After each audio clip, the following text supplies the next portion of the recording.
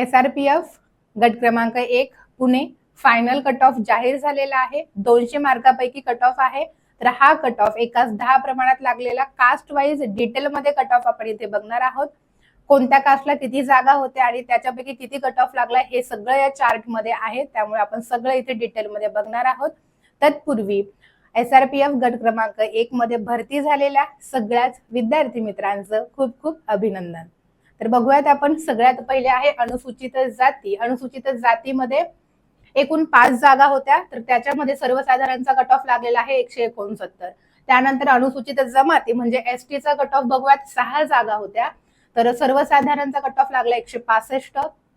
त्यानंतर VJNTA 3 जागा होत्या. तर सर्वसाधारणचा कट ऑफ लागला 175. त्यानंतर VJNTB 2 जागा होत्या. तर सर्वसाधारणचा कट ऑफ लागला 171. त्यानंतर VJNTC 4 जागा होत्या. तर 4 जागांपैकी सर्वसाधारणला 3 जागा होत्या.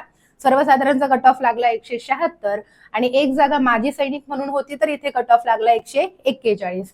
त्यानंतर बघूयात आपण VJNTD 1च जागा होती सर्वसाधारण. तर कट ऑफ लागला 170.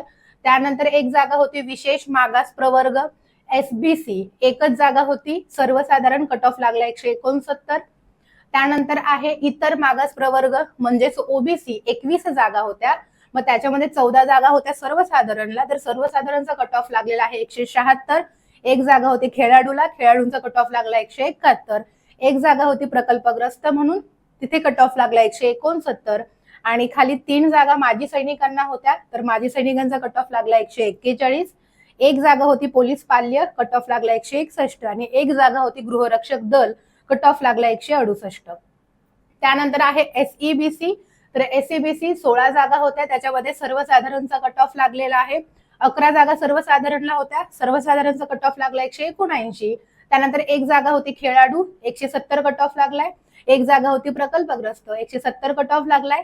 2 जागा होत्या माजी सैनिकांना 152 कट ऑफ लागलाय आणि 1 जागा होती गृहरक्षक दल. तर 173 कट ऑफ लागलाय. त्यानंतर आपण बघूया EWS. तर EWS ला 14 जागा होत्या टोटल. तर त्याच्यामध्ये 9 जागा सर्वसाधारणला होत्या 168 कट ऑफ लागलाय. 1 जागा खेळाडू म्हणून होती 163 कट ऑफ लागलाय. 1 जागा प्रकल्पग्रस्त 157 कट ऑफ लागलाय. त्यानंतर तुम्ही बघू शकता इथे माजी सैनिक 137 कट ऑफ लागलाय. 1 जागा होती गृहरक्षक दल 166 कट ऑफ लागलाय.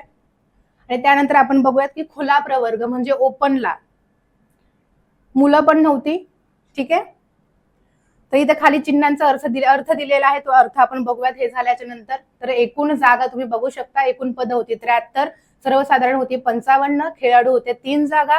प्रकल्पग्रस्त 3 जागा आणि 7 जागा होत्या माजी सैनिक. 1 जागा होती पोलीस पाल्य.